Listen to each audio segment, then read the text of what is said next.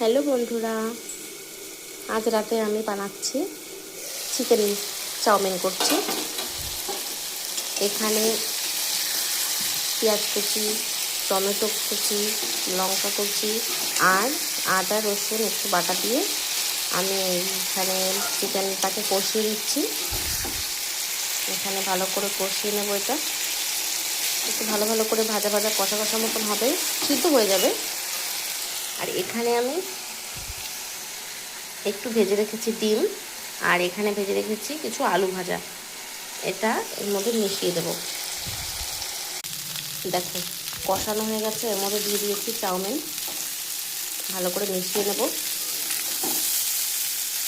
এর মধ্যে একটু টমেটো সসও দিয়েছিলাম।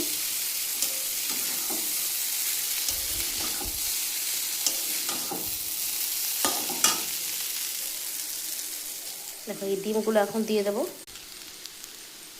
ডিমগুলো দিয়ে দিয়েছি, এবার ভালো করে মিশিয়ে নেব।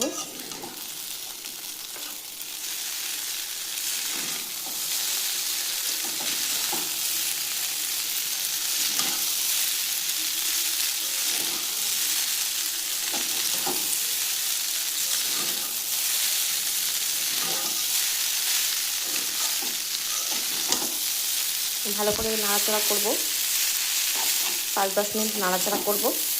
একটু ভাজা ভাজা হবে, তাহলে খেতে খুব স্বাদ হবে। আলু ভাজাগুলো ভেজে রেখেছিলাম, কিন্তু দেবো না, বেশি হয়ে যাবে তাহলে।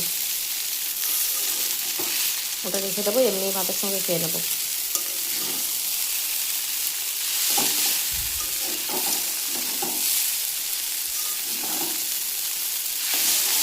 দেখতে কত সুন্দর হয়েছে।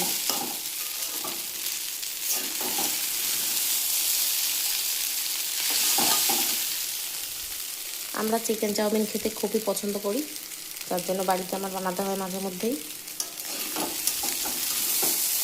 চিকেন যখনই বাড়িতে আনে তখনই আমি 2-4 পিস রেখে দিই, সেটা দিয়ে পরে চাউমিন হয়ে যায়। আমার চাউমিন রেডি হয়ে গেছে।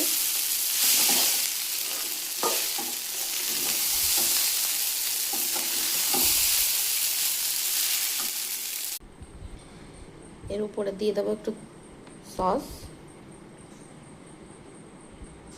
আর ছেলেটায় দেবো, আমারটা এখন আর দেবো না। খেয়ে দেখো কেমন হয়েছে বাবা।